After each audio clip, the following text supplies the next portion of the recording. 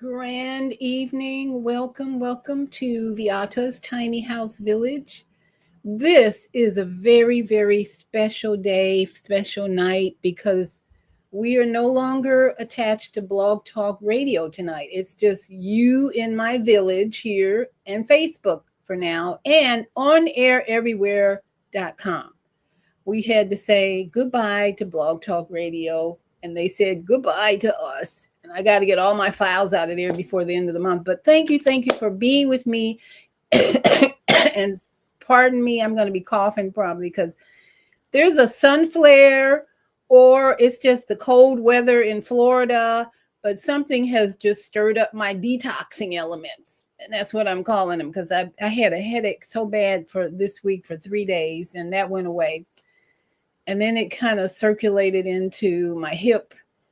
And that kind of went away. And then my leg, it's all in my legs now. It's like when I'm walking, I'm like, okay, I can do this. I can do this. I can do this.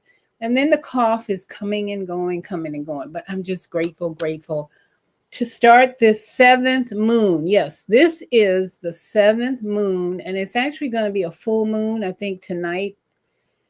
The resonant moon on the synchronistic, on the holistic human calendar, on the best calendar, because we've been on a Gregorian calendar for way too long. It's outlived itself. It's brought confusion. It's brought war. And we're transitioning over to a 7th moon, resonant moon calendar. And this moon starts out, this is actually the 3rd day of this moon. And it starts out asking the question, how can I attune my service to others? So we're going to ask that question tonight, as well as, of course, the topic going into part 2. If you missed my Friday show, this is, part 2, the detox evolution. We're going deeper today. I'm going to review Friday, but we're going to go even deeper today on why we move from one detox formula to another, and we evolve. But first, let me welcome my village with my little introductory clip of how I got here. So here we go. Let's see, where are we? I think I still have here we go. Welcome, Tiny House Village.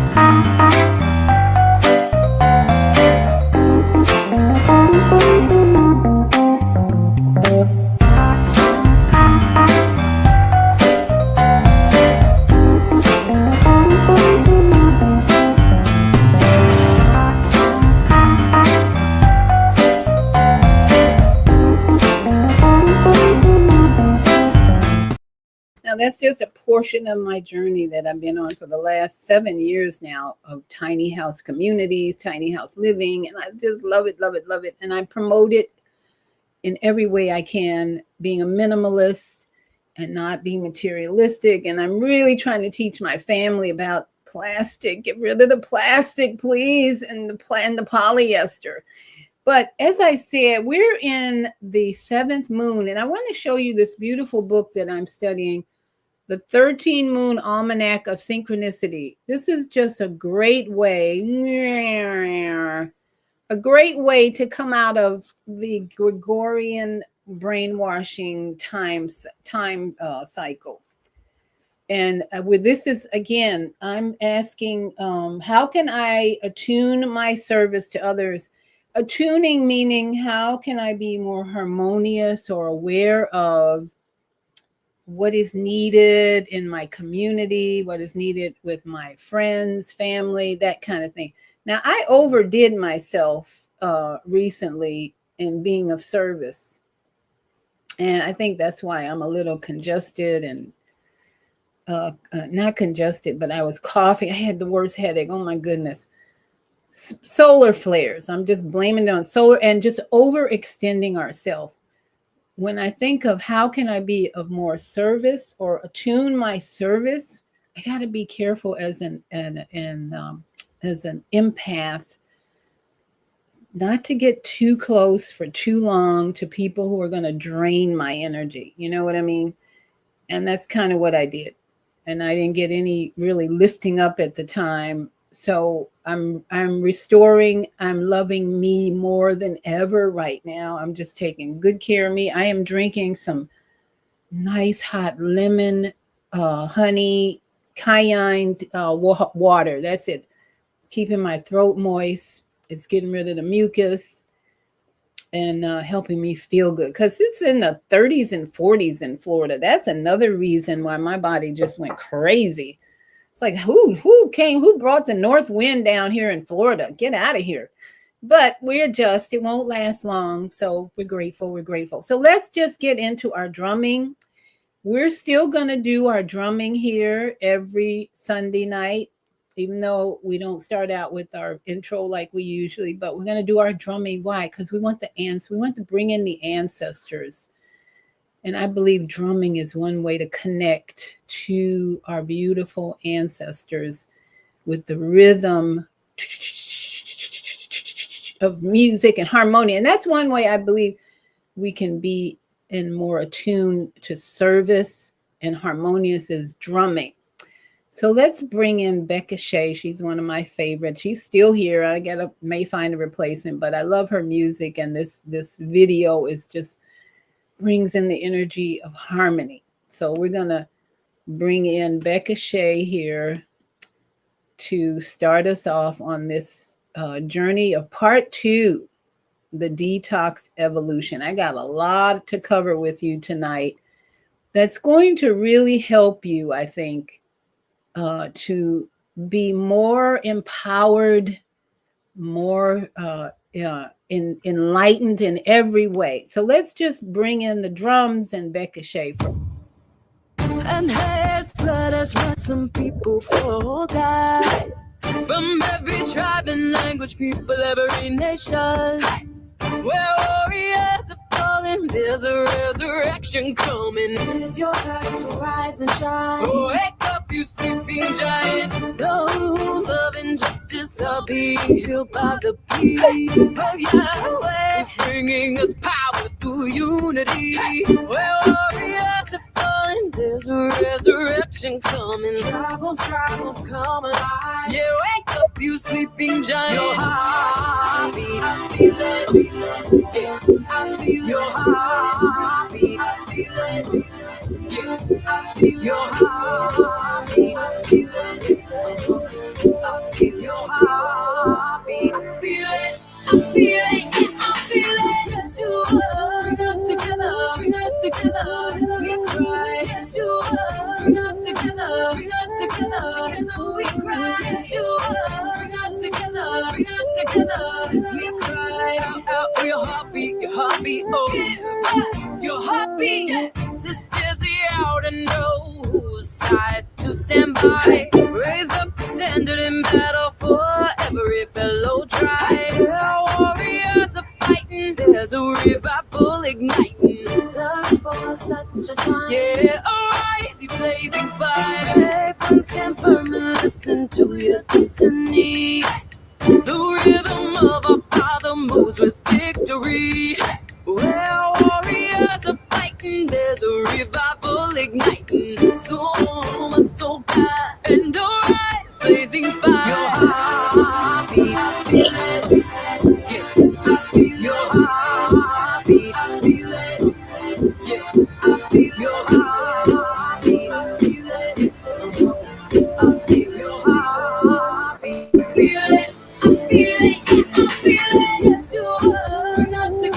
bring us together. We cry, Yeshua, bring us together, bring us together. Together we cry, Yeshua, bring us together, bring us together. We cry out, out for your heartbeat, oh, give your heartbeat. Yeshua,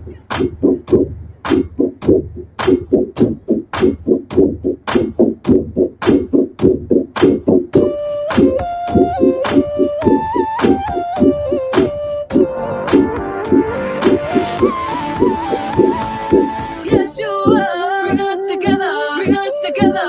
We cry, Yeshua, bring us together, bring us together. Together we cry, Yeshua, bring us together, bring us together. We cry out, out for your heartbeat, oh, give your heartbeat. Yeshua, bring us together, bring us together. We cry, Yeshua, bring us together, bring us together. Together we cry, Yeshua, bring us together, bring us together. We cry out, out for your heartbeat, oh, give your heartbeat.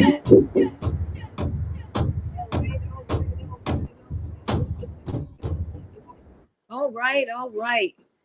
We are here on January 12th, but more importantly, as I say, we're here on the third day of the seventh moon on the 13 moon calendar of synchronicity. This is the blue rhythmic storm year. Ooh, it's exciting just to say that word, those words.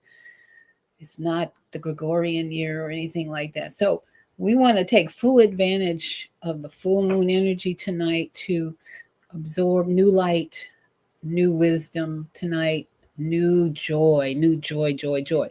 So everybody has been, of course, talking about the fires in LA. I can't go without making a comment on a video that someone shared with me of what a fire person said in LA. Oh my goodness, this is why California is in trouble. Oh my goodness, it's just humor. So I want to just bring a little humor in before we start on the detox, because we're going to review what we went over on Friday about detoxing and how evolving into a more energetic process is where you have more power. But I got to share this with you. A Los Angeles fire person said something that was so mind-blowing that I want everybody to just understand what's going on. Then I'm going to come back and just give you my point of view on what's going on in LA real quick. We're not going to take a whole lot of time on this because that's a crazy place. That's like Hollywood and everything else mixed up. But this is a young lady I'm on subscribe to on YouTube. She's very intelligent, very smart. And this is a Los Angeles fire chief really said this. And we just can't believe that this is what's coming out of LA, but it is. So listen up, and then we'll come back and just have a short comment. Fires on this channel, and there is so much going on, so many stories entangled in the much larger story. Of course, a lot of devastation and loss as people are watching their entire livelihoods being burned down, but also a lot of stupidity, bureaucracy, and failure when it comes to the leadership here in this city. And of course, if we're going to talk about these fires, to blow your mind, and if it doesn't, I don't know what will. This is of an assistant chief. Her name is Christine Larson of LAFD, and she's talking about emphasizing the fact that she's a woman fire chief, and also how she would respond if she could not pull a man out of a fire. We're going to get into the other issues that the city is experiencing with this entire disaster that is taking place here, but first, you have got to see this. You want to see somebody that responds to your house, your emergency, whether it's a medical call or a fire call, that looks like you. It gives that person a little bit more ease, knowing that somebody might understand their situation better. Is she strong enough to do this? Or you couldn't carry my husband out of a fire, which my response is, he got himself in the wrong place if I have to carry him out of a fire. And then it closes out with only about 5% of working firefighters are women. You just made a great case for there being more. What did I just hear? Because this video is only like 25 seconds, I'm going to play it again because I have to make sure that we all get this in our brains, that we all get to experience this together just one more time. You want to see somebody that responds to your house, your emergency, whether it's a medical call or a fire call, that looks like you. It gives that person a little bit more ease, knowing that somebody might understand their situation better. Is she strong enough to do this? Or you couldn't carry my husband out of a fire, which my response is, he got himself in the wrong place if I have to carry him out of a fire. Oh my gosh, so much to go over here. First of all, when in your lives have you ever been in an emergency of any kind where you need help and support from the people around you and hopefully professionals around you and thought, I hope they look like me? You know, if I'm calling EMS right now, I hope the person who shows up is a biracial female who's the same age as me, who can understand my marginalized experience. No, never in my life have I thought that. And if you are somebody who's thinking that, I urge you to reevaluate, because these are not the metrics by which we should be judging people who are providing services to us, especially life-saving services like putting out fires. Never in my life have I thought, I hope that there is a biracial lesbian who's putting out the fires right now in Los Angeles, because I feel like she's going to understand some part of my experience. Not a lesbian. I didn't just come out of the closet for this video. But let's keep talking and let's get serious here. Now, she goes on to talk about having to save a man in a fire, responding to a fire call where she has to carry a man out, clearly indicating that she's not capable of doing so. And she says, if I'm in the position where I have to carry a man out of a fire, he's the one who put himself there. She's victim blaming men. Can you imagine anybody saying this about virtually any other thing? Just for a moment, imagine a police officer responding to a sexual assault victim and saying, you know, you got yourself in this position. It's not on me to have to get you out of it. You put yourself here. It's ridiculous. But because we care about diversity, equity, and inclusion, we allow this to go on, and we allow something like this to be said by an assistant fire chief in a city that is consistently experiencing wildfires. Please make it make sense. Okay, so how would you rate her reaction to such an interesting response by a fire employee? I thought she handled that fairly calmly. She didn't go crazy, but it was pretty crazy to hear someone, a professional person, say something like that. And so we're talking about detoxing on two different levels and evolving from say, how could she say that? That was horrible. Oh my goodness. What's wrong with her? As opposed to breaking it down into how insane the whole thing sounded, period. And then moving on and just believing. That's why we have what we have going on in California and in Maui even. We have what I call DEW with a mountain of BS. Okay, let me break that down. DEW with a mountain. Now, we know mountain goes with dew sometimes. Mountain Dew, we all drank Mountain Dew sometime in our history. But the crazy thing about our world right now is that they're using the dew first on a mountain of BS, because we're going to hear a lot. We're already hearing a bunch of BS about a homeless person started this, climate change started this. But when we look at the evidence, when we look at the choices made, the decisions made by people in authority, mountain of BS is what I call it. So, excuse me. Again, I'm getting out the sun flares in my chest again. It's been a daily thing. Cough is coming and going, but it's still cold here in Florida. So I've been just coughing up a lot of clear mucus, thank goodness. If your mucus is not clear, if it's yellow, green, or red, you're in trouble. But let me just say, in the first phase of your detoxing, if you're taking juices and like me, lemon water and cayenne, your mucus, if it's clear, that's a good sign, because that means your body is loosening up all that mucus that you accumulated from eating too much processed food, too much dead food, too much wine, alcohol, whatever, too much unhealthy food. The white mucus coming up means your body's clearing out your lungs, your throat, and that's a good thing. And that's what I'm always looking. When I spit out my mucus, oh, it's white, thank goodness. But when it starts changing colors, that means you're developing an infection, which is also not bad. It just means you need to add more than just lemon water and cayenne. You may need to add echinacea and cayenne and golden seal, oregano oil. A number of herbs can help you reduce the inflammation from the infection that shows in yellow mucus. Green mucus is pretty serious. And if you have blood coming out, that's really serious. You might have to go to the emergency room, but I don't go there anyway. I just deal with it. I stop eating everything. If my mucus were red, I wouldn't eat anything. I would just fast and meditate for hours and let it get it out of my system.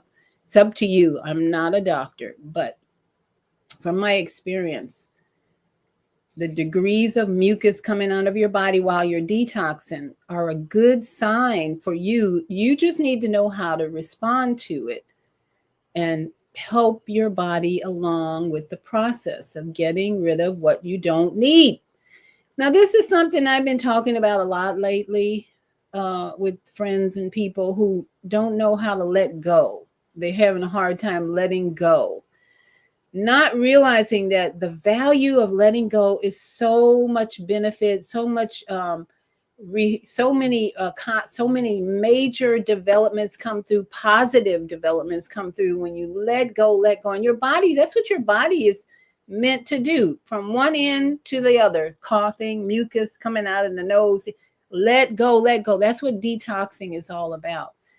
So tonight we want to talk about how detoxing has evolved, though. But first, the most powerful lessons that we can learn are from this book called Power versus Force. This is a book, if you haven't heard of this book, I highly recommend you buy this book. It's so full of wisdom and knowledge about transitioning from third dimension, fourth dimension reality, and transitioning into consciousness. So I want to play a little bit for you about what is power versus force, because as we evolve, let's say, from the typical detoxing of celery juice, carrot juice, parsley juice, lemon juice. I worked in a health food store for 10 years. We sold 100 bags of carrots. People would order the huge bags of carrots to get on their detox plan. And they would be juicing for weeks and even a month. And we sold so many bags of carrots in our produce department back in the 90s, really. And wheatgrass juice. This, as I said on Friday, the typical detox plan back in the 90s was lots of carrot juice, lots of wheatgrass juice, celery juice. We did it all. So if someone's talking to me about they're taking carrot juice now for, say, high blood pressure, that's great, because it will help. It will definitely help if you stop eating all the crappy processed foods. But you can't just think you're going to drink celery juice and then go back to McDonald's hamburgers and French fries and then all the other processed food and think that's going to help your high blood pressure. For one, high blood pressure is not just caused by a lack of celery juice. It can help bring the hormones and minerals into balance. But high blood pressure has a whole nother root to it, which is energetic. So let's just think about where you are right now. Where are you right now in your detox plan? If you say, I'm going to do a detox, what are you doing? Are you just going to stop eating for a while, 3 days, no eating? No. Are you going to reduce the amount you're eating? Yes, that helps. One meal, let's say you go from 3 meals to 1 meal a day. Detox plan going there, because your body will be unburdened by what has been burdened. Oh, where we heard that before. Yes, the body will be unburdened by the 3 meals a day, and you'll be down to 1. And so the body's going to have more time to clean out and move things out and balance things out if you go from 3 meals to 1 meal. Now that's another option. And then the other option is to give up all cooked food. That was very popular in the 90s as well. Raw food diet. We had plenty of groups even formed, clubs, raw food clubs, macrobiotic clubs were going on. There were so many different types of detox plans, detox support groups, that it was a definite beginning and awareness coming on in the 90s of how to keep the body healthy without the help of the sick care system interfering. So now we are moving into the 2025 9-year birthing out new energy, new knowledge, new wisdom. And this next teaching I want to share with you is about David Hawkins' book, Power versus Force. Why moving from all that juicing and diet changes and all the other eliminations can be more powerful if you're ready to develop that area of your consciousness. And I've got a comment here from Wichita. Oh, okay. Washita Wellness Center. She says, yeah, you're pregnant with ideas. I am. I'm so pregnant. Yes. I love being pregnant with ideas. In fact, on January 11th, that was Friday, talk about pregnant. I gave birth on Friday, 1/11, to my new republished book. I've been working on this for about a month now because I took a book that I wrote 11 years ago, and a publishing company had contacted me. Don't you want to republish? I don't want to. They finally convinced me. So we started working on a new cover, and they started sending me the new PDF, and it's going to be an ebook.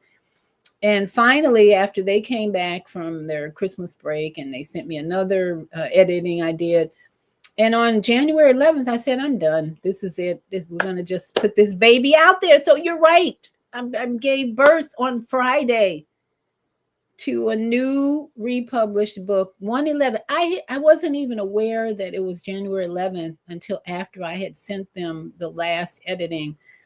And I kind of sat back and said, oh, I'm done. And I'm like, wait a minute. It's January 11th. I said, that's 1/11.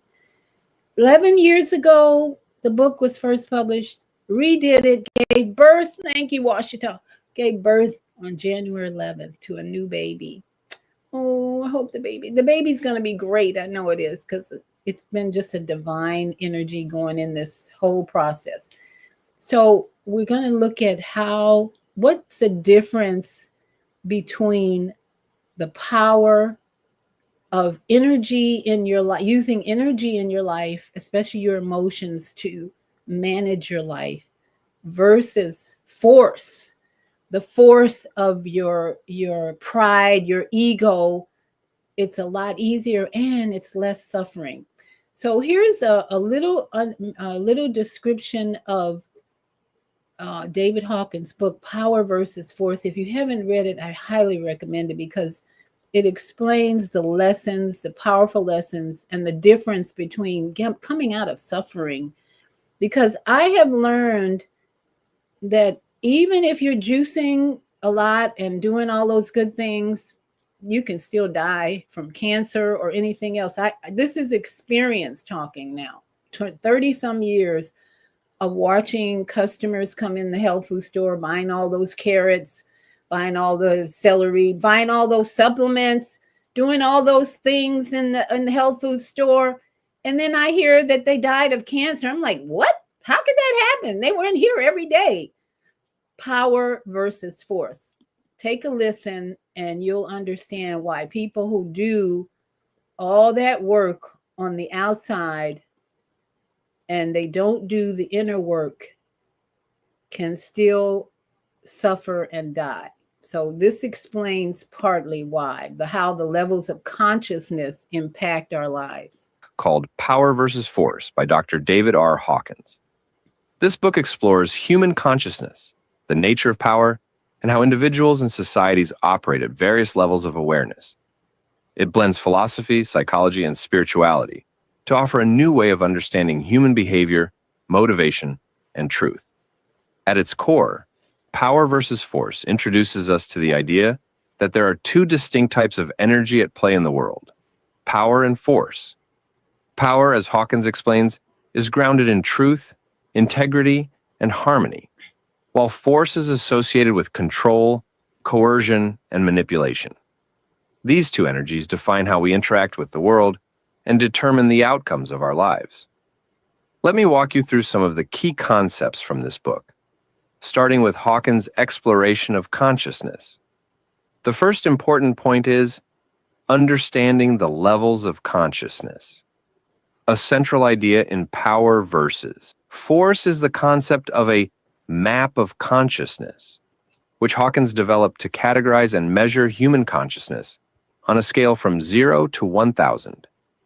Each level of consciousness represents a specific worldview, emotional state, and way of being in the world. At the lower end of the spectrum are the lower vibrations, which include shame, guilt, apathy, fear, anger, and pride. These are feelings that weaken us and bring us into states of distress or victimhood. At these levels, people often act from a place of force, such as manipulating, blaming, and struggling against the world in an attempt to control others or their environment. These levels of consciousness are dominated by ego and fear.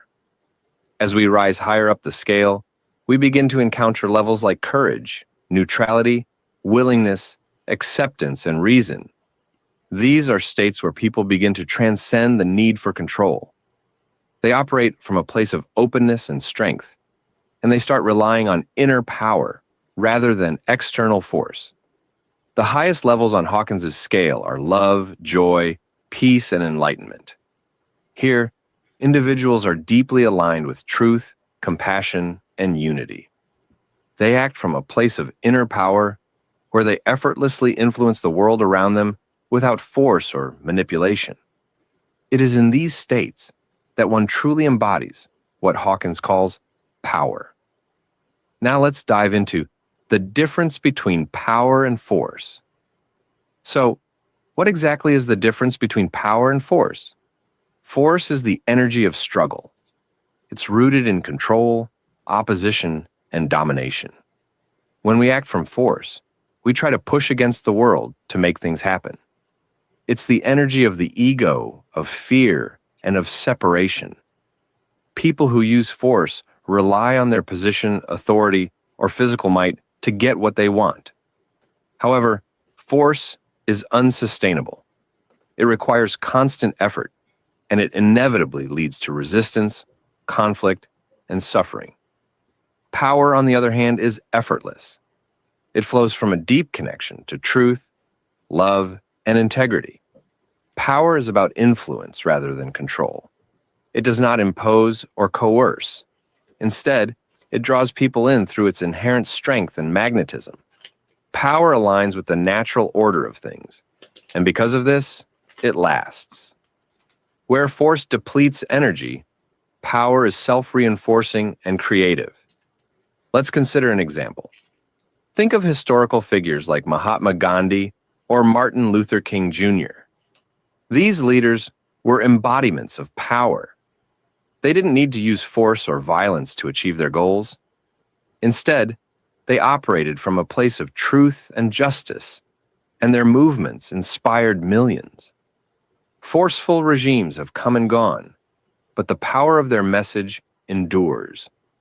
This contrast between power and force is critical for understanding why certain individuals and societies thrive, while others struggle. Power, as Hawkins explains, is aligned with the higher levels of consciousness, while force is aligned with the lower. Part 3. The calibration of truth. Muscle testing and kinesiology. One of the most intriguing aspects of power versus force is Hawkins' use of applied kinesiology, or muscle testing, to calibrate levels of truth. Hawkins proposes that the human body can be used as a kind of biofeedback mechanism to detect truth and falsehood. According to his research, when we are presented with something truthful or aligned with higher consciousness, our muscles strengthen. Conversely, when we are presented with something false, our muscles weaken. This concept is fascinating because it suggests that truth is not just a subjective experience, but something that can be measured. Hawkins uses this technique to calibrate everything from political ideologies to spiritual teachers to historical events. For example, he argues that figures like Jesus, Buddha, and Krishna calibrate at the highest levels of consciousness, near 1,000, while destructive ideologies and movements calibrate much lower on the scale.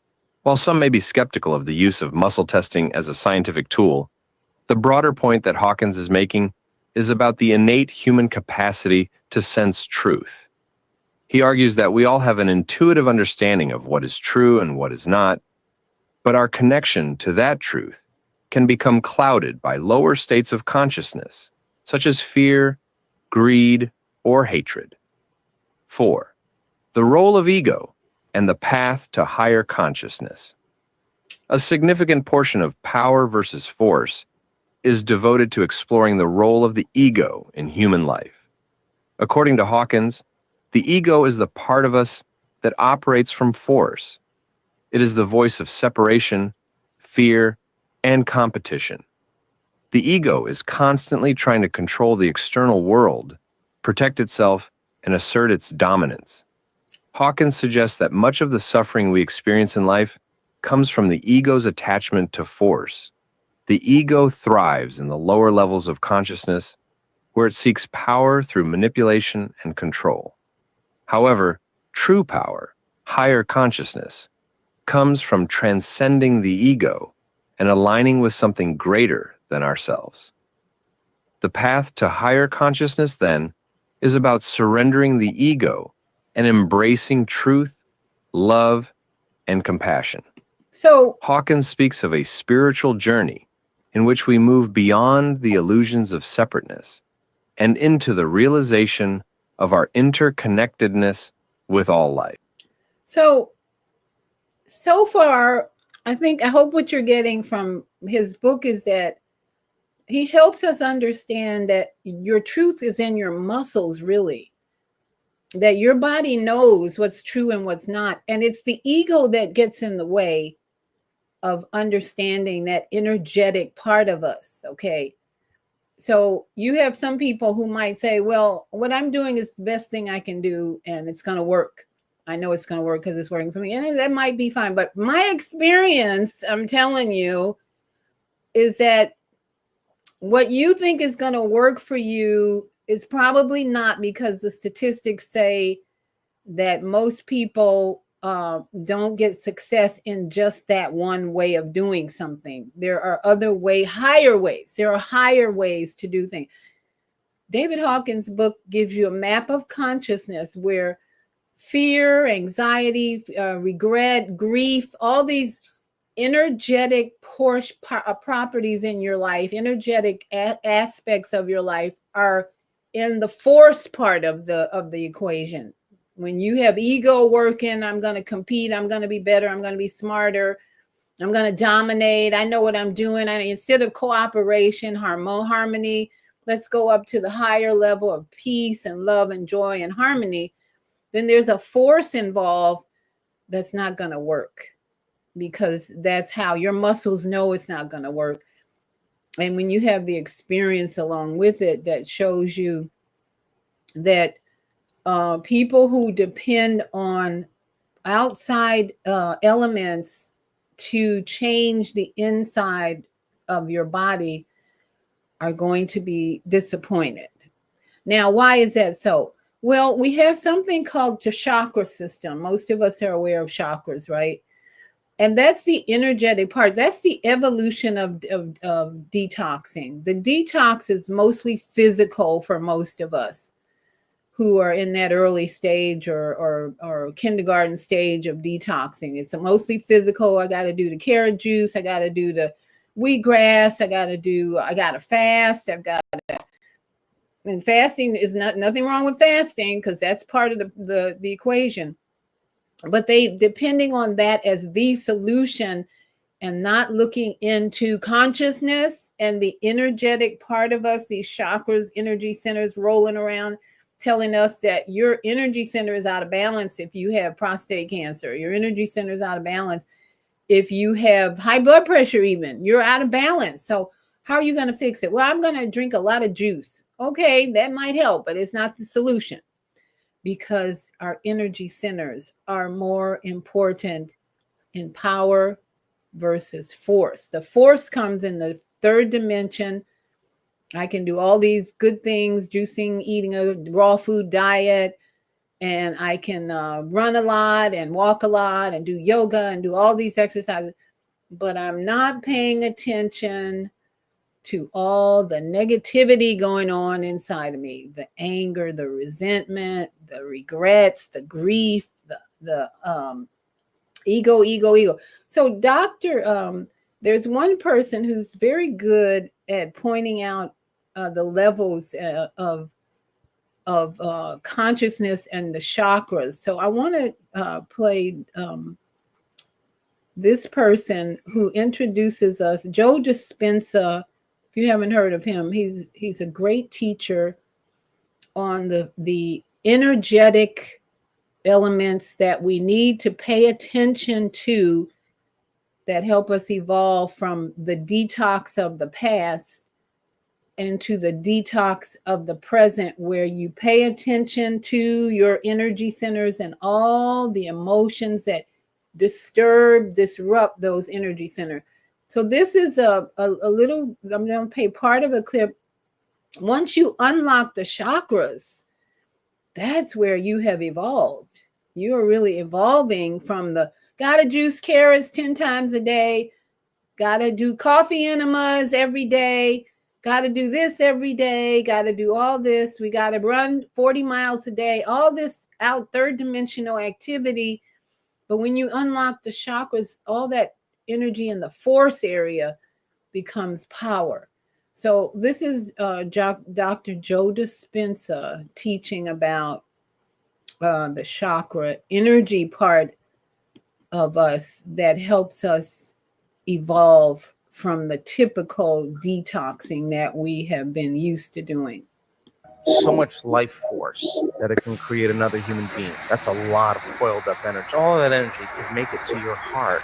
If it makes it to your heart, it's going to go to your brain. But why not direct it right to that mystical center, to where some conditioning, some veil, some illusion is removed every time our heart opens, every time we connect. Redistributing that energy between these first three centers. We want the autonomic nervous system balancing energy in these three systems. Imagine the same passion you have in your first center being amplified in your heart. That's a lot of love. And when it happens, sometimes it's almost like you have to malfunction for a bit. I mean, it's happened to me. I don't function very well because it's so big. I need a moment. I just need a moment to let it in. It's big. And if that energy makes it to the heart, and it can move right to those crystals in the pineal gland, and that pathway of 146 begins to become opened, and you're training your autonomic nervous system to do it. It'll redistribute that energy amongst these centers. The second center has a lot to do with consumption. And when you feel safe in your environment, your body's more in balance, and you can consume and metabolize and digest and secrete and eliminate. All those biological functions take place in the second center. In safety, then it makes sense that when you feel safe and you have food and shelter, it's in balance. But it also means that consumption of food can be really pleasurable as well. And when you take on challenges in your life and you really succeed in them, it takes energy to even get up and get out of bed. You use your third center. But all of these three centers are consumers of energy, drawing from the vital field. It's an expenditure of the life force in the body. These centers can easily be in balance because most organisms in nature, if you study species in nature, they're in balance. They're not swinging from don't eat anything to then overeat. It's not the polarity of that. It's the polarity swings, and then as we get up to the center, it swings less. And this third center is really the ceiling of the ego. That's power. And Tolkien's books about, Lord of the Rings, the ring was power. And throwing the ring meant giving up power for something greater. There's love. That's the greater frequency. So each one of them have their own frequency, and all frequency carries information. Frequency, energy, has an intent. And when energy moves into any one of these centers, systems begin to change. When the first center switches on because there's energy in there, that center, the energy that activates the brain in that center, produces a mind in that center. Because consciousness or energy moving through neurological tissue is mind. When neurological tissue gets activated, all of a sudden there's a mind there. So when the first center gets activated, it has a mind of its own. And if the second center is activated, or the third center, or the fourth, when you're coming from different centers, there's a different consciousness or a different intent. And when energy makes it to the fourth center, though, now it's no longer the consumption, but there's the expansion of energy. This is the bridge that starts us to connect to our divinity. And connecting to that, putting your attention on it, not only creates heart coherence, but it produces a host of biological chemicals that are released, 1,400 different chemicals that begin to restore and repair the body. Some people spend the majority of their time living in that high frequency of stress. So then teaching people then how to make a move from that sympathetic system into the parasympathetic system means they have to practice on a daily basis. When a person begins to slow their brainwaves down, they have to go, when you're in stress, when you're in survival, you narrow your focus on a cause. That's called what's called a convergent focus. So now you're blessing the energy centers of the body. They're under the control of the autonomic nervous system. And when the autonomic nervous system moves out of balance, the brain moves out of balance, right? We narrow our focus on the cause, and it causes each one of these different energy centers to move into incoherence as well. And those little individual brains start moving into incoherence and send an incoherent message to the cells and tissues and organs. Hormones then become downregulated, and the body starts moving out of balance. So when we bless the energy centers, or we reprogram these energy centers, two things has to happen. They have to be able to slow their brainwaves down. They have to get out of that high beta state. And the way we do it is to go from a narrow focus to a broad focus. When you open your focus, when you open your awareness, that's what creates coherence in the brain, because you're going against that habit of putting your attention on matter. So there's a convergent focus, which is focusing on matter, and then there's a divergent focus, which is focusing on energy. All right, there you go. There's one focus on matter, carrot juice, running, yoga, celery juice, diet, raw food diet. And then there's the other focus, power, on energy and meditation and changing your brain waves and changing your energy centers so that you don't have to do all that 10 gallons of carrot juice anymore. And by the way, Eddie sent me a message saying yesterday was the 11th, Friday was the 10th. I finished editing my book after midnight Friday. So that's why I said 111, because when I got done, I looked down and I was like, it's the 11th. It's the 11th. And because it was late on Friday. So I did finish it on Friday, but it was after 11. It was after midnight. That's why. And I looked down at the calendar in my laptop and I said, wow, it's the 11th. I'm like, 111. So yeah, you're right, Eddie. It was late Friday into Saturday, which was the 11th. And that's how I came up. I noticed either way, it was late Friday and it was the completion of 11 years of letting a book sit and not being marketed. So this time it's going to be different marketing and so forth. So just to summarize what Dr. Dispenza is saying, and by the way, are any questions here? Let's see. Zelda, our Monday morning host, says, grand evening, wonderfully wise woman. Thanks for part 2 because part 1 was awesome. Thanks for sharing your 30 plus years of experience. Hey, it's all I can do. I'm retired. I'm semi-retired. You know how that is. What else do? We just got to share if we got something to share. And Washita says, that's amazing. Yeah, it's been an amazing journey. And it's just going on and on. And then Zelda says, wow, powerful information, so much more than we expected to learn. Awesome.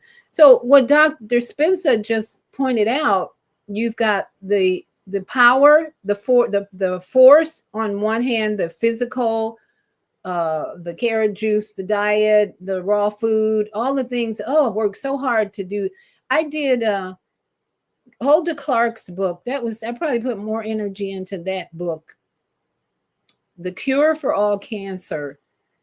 It was probably late 90s when everybody was reading that book, and she had the cure for all cancer was to get rid of parasites. So she had a protocol of black walnut hulls, cloves, and I forget the cloves and green hulls. And so I was actually putting cloves, grinding up cloves, putting them in the capsules, and taking those every day on this protocol just to get rid of the parasites. So there was a period of excitement about the third dimensional material world of cleaning the body out. But let's just take an example of when a person gets a disease. Like, let's say a person has a stroke. As Dr. Dispenza pointed out, that's a lot of stress buildup. When you have a person has a stroke, heart attack, all of that, that's just stress buildup to the point where they have not paid attention to their body, because these diseases are usually not, surprise, I'm here. They've been building up and the person ignores it because they got an ego or whatever happens, they're not paying attention to their body. So when you decide, okay, once you get over the stroke, you're recovering, and you're going to go and do some juicing and all that, that's great. But guess what? If you don't manage the stress, what's going to happen?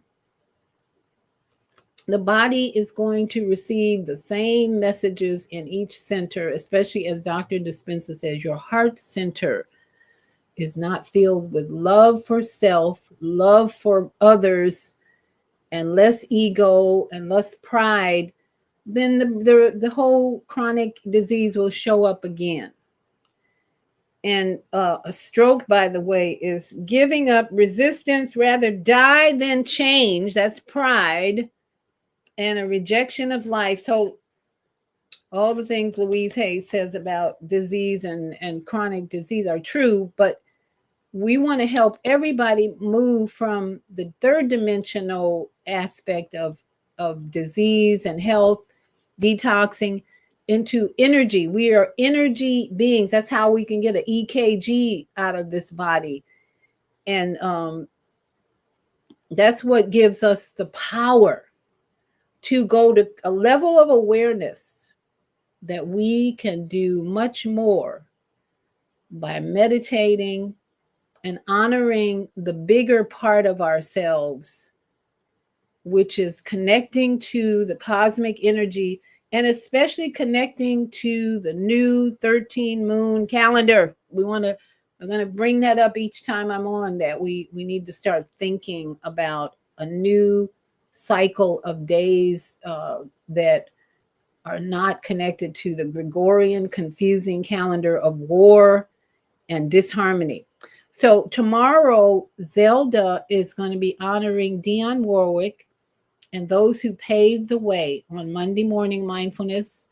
New time, 7 to 8 a.m. Central Standard Time on youtube.com Higher Learning TV show. Now, I'm on the On Air Everywhere network, and I don't know if anyone there.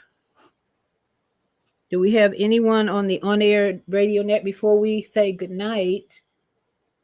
I hear a click, click, click. Okay. So if there's no one on the On Air Everywhere network, and if we don't have any questions, we don't have blog. Oh, so it's kind of nice not having to deal with Blog Talk anymore, but I kind of miss them. So just everybody, let's just take a moment to do some breathing and remembering that our power is in emotional intelligence, not having emotions like roller coasters all over the place. When something happens, you're reacting with anger or bitterness or resentment. That's the force that will help you suffer more. And that's the key to tonight, is realizing that it will cause you to suffer if you stay in the simple third dimension detox plan and don't move into the evolutionary chakra, meditation, energetic aspect of who you are. There's going to be more suffering. You eliminate the suffering by moving into your power of consciousness, awareness that you are much, much greater than these vegetables and carrots and all that. You're much greater than that. In fact, my friend Tom Elamim is in Africa. He doesn't need anything. He's just moving on for energy. He's all power. He's all power. Energy, energy, energy every day. And we are over here thinking we need 3 or 4 meals a day and snacks and all this. But transitioning into the power of meditation, consciousness, awareness that I'm much, much greater, and emotional intelligence. My friend Ellie Tom stays on a very level plane. He is a master at emotional intelligence. Doesn't go up and down in his emotions. He's always laughing in his YouTube videos, and he's meeting people everywhere and loving people. And that's where you have evolution from your detox plan that is going to keep you suffering if you're depending only on that. Did I hear someone on air who wanted to comment? Let's see, we got. Yes, can you hear me? Yes, go ahead. Greetings, greetings, greetings. This is Eddie here. Greetings, brother just Eddie. You're just all over the place. Yeah. I finally got me a updated computer where I'm able to look at you now in your tiny little house and everything. So it's a joy now. I'm having fun. It's like a new toy, as you know, once we get it. But I'm not looking at a lot of garbage. But let's get to the point that you were talking about dealing with the detox. Hopefully, first, family knows that the first detox starts in your thoughts coming from your mind. Absolutely. Because if you don't change your thoughts, you don't clear your thoughts from all the garbage that's been put in there throughout all the years of society and everything else being thrown at you, this, that, and the other. It's going to be hard to detox physically if you don't start from the mental state. So that mental state, even with the word diet, D-I-E-T, do I eat this, T. Wow. Or do I eat that? That's the first diet we go on. Do I eat this or do I eat that? And again, starting off mentally, we're talking about the mental state of mind of information that you're intaking. Do you eat this or do you eat that? Before we even start eating the foods.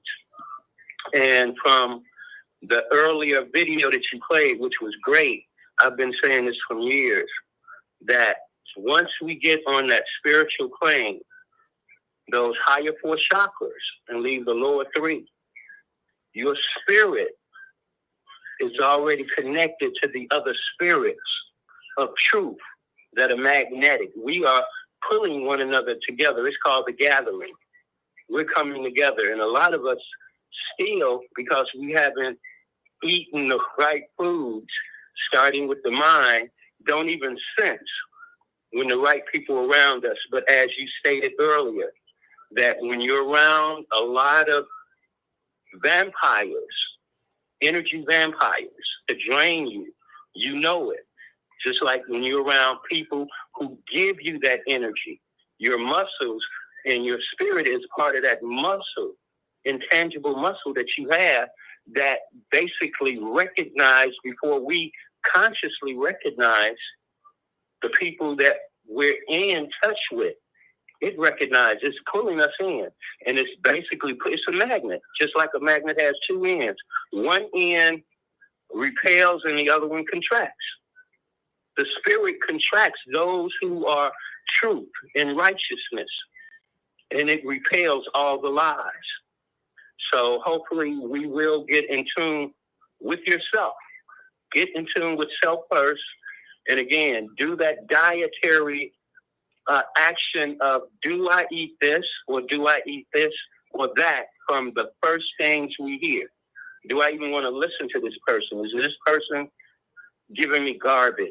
You don't want to eat nobody's garbage, nobody's trash, nobody's leftovers if it's not good, because we know some leftovers are real good. Mama's old cooking leftovers are great. That Sunday cooked meal, Monday and Tuesday, good, as Campbell used to say. Well, with that, family, I digress. Peace and love, and I hope you got a little bit out of what I tried to share. Absolutely. Absolutely. In fact, you brought up an important point about the mind-gut connection, the thoughts. The brain is communicating to your gut. That's the evolution that we should be aware of to get out of this. I got to have a detox diet, blah, blah, blah. Is that your thoughts are more important than what you're doing in the kitchen, because you're communicating to your gut, which is your microbiome army. You're communicating to that army what you wanted to do in your body. You got trillions of little microbes down there ready to go to work based on what you send from the command center up here. Evolution now, evolution. But if you're still in the kitchen juicing and well, this is going to help me, and I can talk about gossip and talk about people and have a big ego and have pride and all this. That's not working anymore, because your brain is in a new spot in the 2025 era and the Pisces era and all that. Brain gut connection. Every thought you have is being communicated, directed to your gut and throughout your body. And if it's not one of love, then the body is going to react with whatever you tell it to do. Well, I don't like myself. All right, well, we just won't work up today. We'll just sit here and do nothing for you. Okay, I don't want to do anything today. I hate myself. Those messages are going to be transferred to your gut. And that's what creates the suffering, is that you're not talking love. You're not using your love language. So thank you, Eddie, for reminding me of that the thoughts are probably more important than what you're doing in the kitchen. You want to be more aware of how you're loving yourself with your mind and your thoughts and your energy, what you're sending to your gut, so that you can have a harmonious communication. And Olivia says we are on a different frequency now, and our eating should match. That's right. That's right. Absolutely. It's no more of this low frequency eating, because the way the governments of the world are trying to get rid of people, reduce the population. This whole fire in LA, as I said, in my mind, it's due with a mountain of BS.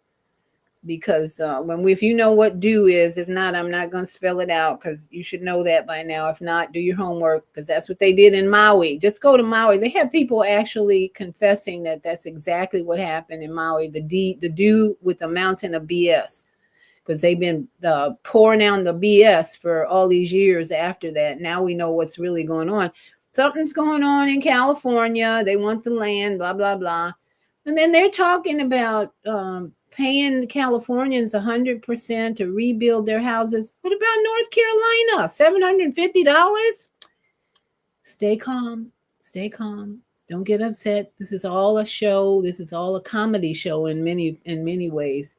Just turn on if you turn on any video, watch what's going on in the world. Just keep your humor.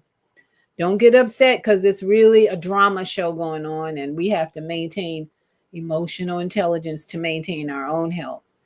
So thank you, Olivia, for that comment. Our frequency needs to be up here with love, appreciation, forgiveness, gratitude. Stay up there. We got to stay up here for and lessons. What is the lesson we're learning? And love. Gotta love all the lessons that come to us. I had to struggle with that the last few days. I was feeling crappy.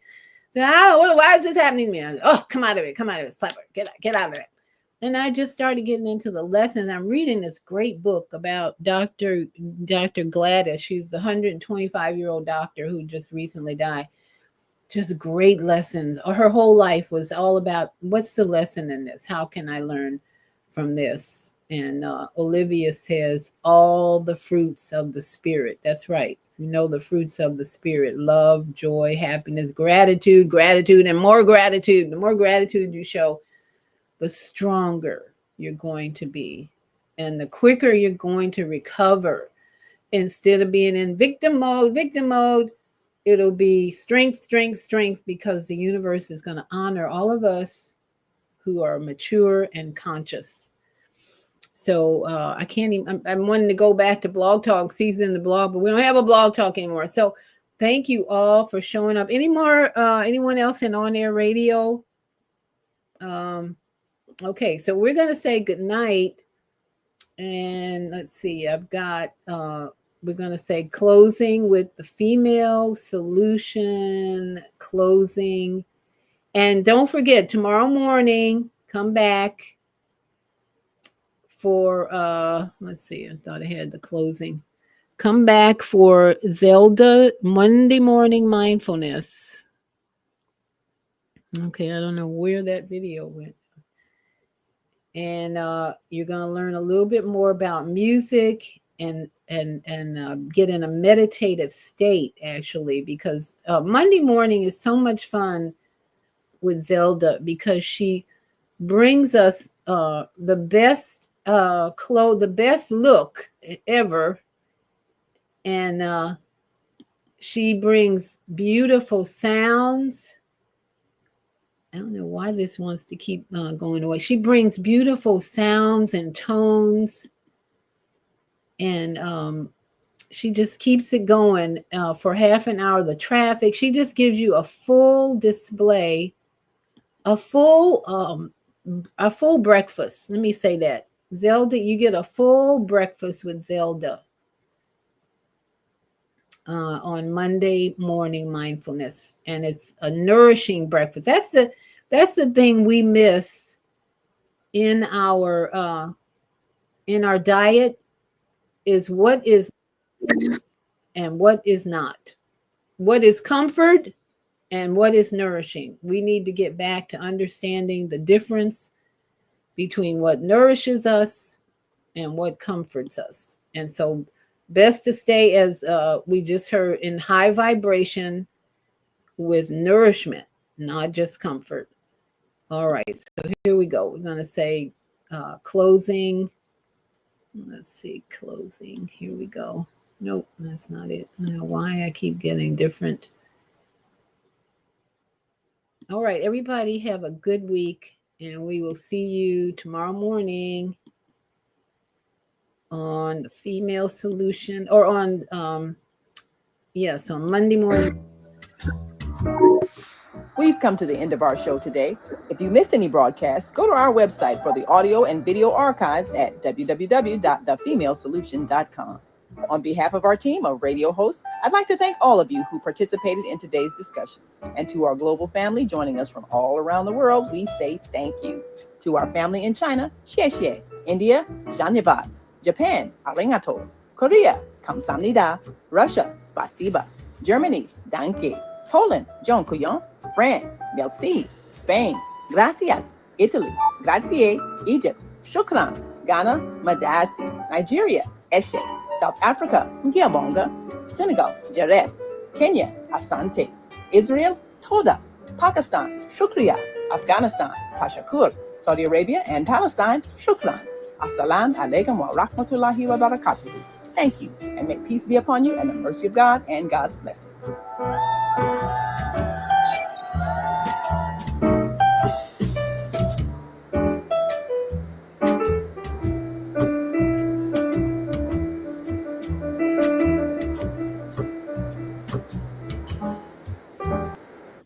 And to all my yogi friends out there, namaste, sat nam, and aloha to my friends in Maui. We haven't forgotten about you. I pray for you all the time that you will recover. And the same with California now. We got to pray for Californians. There's a lot of good people in California, even though they didn't vote for Trump. All right, everybody have a good week. Take care.